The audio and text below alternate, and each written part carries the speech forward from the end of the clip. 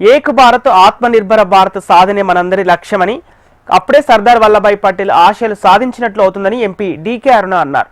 మహబూబ్ నగర్ జిల్లాలో సర్దార్ వల్లభాయ్ పటేల్ 150వ జయంతి వేడుకలు ఘనంగా నిర్వహించారు. పటేల్ చిత్రపటానికి పూలమాలలు వేసి డీకే అరుణ ఆయన సేవలను కొనియాడారు. అనంతరం రన్ ఫర్ యూనిటీ కార్యక్రమాన్ని నిర్వహించారు.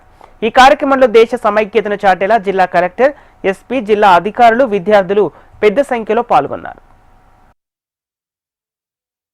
వల్లభాయ్ పటేల్ గారు ఉక్కు మనిషిగా పేరు పొందినటువంటి సర్దార్ వల్లభాయ్ పటేల్ గారి యొక్క విగ్రహాన్ని 182 ఫీట్ల విగ్రహాన్ని ఏర్పాటు చేసి ప్రపంచంలోనే అతిపెద్ద విగ్రహాన్ని ఏర్పాటు చేసినటువంటి చరిత్ర భారతదేశానికి దక్కిందని, అది సర్దార్ వల్లభాయ్ పటేల్ గారికి దక్కిందని, ఆ ఉక్కు మనిషికి దక్కిందని మనమందరం కూడా సగర్వంగా చెప్పుకునేటువంటి అవకాశం ఉంది. ఈ సందర్భంగా తెలియజేస్తూ వారి జయంతి సందర్భంగా మరోసారి వారికి నివాళులు అర్పిస్తూ వారి స్ఫూర్తిగా భారతదేశం అంటే ఏక్ భారత్ ఆత్మనిర్భర్ భారత్, ఏక్ భారత్ ఆత్మనిర్భర్ భారతదేశం అంతా కూడా ఐక్యంగా ఉండి మన ఐక్యతను చాటుతూ ఆత్మనిర్భర్ భారత్ మన సొంత కాలమైన స్వశక్తితో భారతదేశం ప్రపంచ దేశాల్లోకి వెళ్ళా ముందుకెళ్లాలని ఏదైతే వికసిత్ భారత్ లక్ష్యత ఉందో ఆ లక్ష్యాన్ని నెరవేర్చుకోవడానికి మనమంతా కూడా కలిసికట్టుగా నడుద్దామని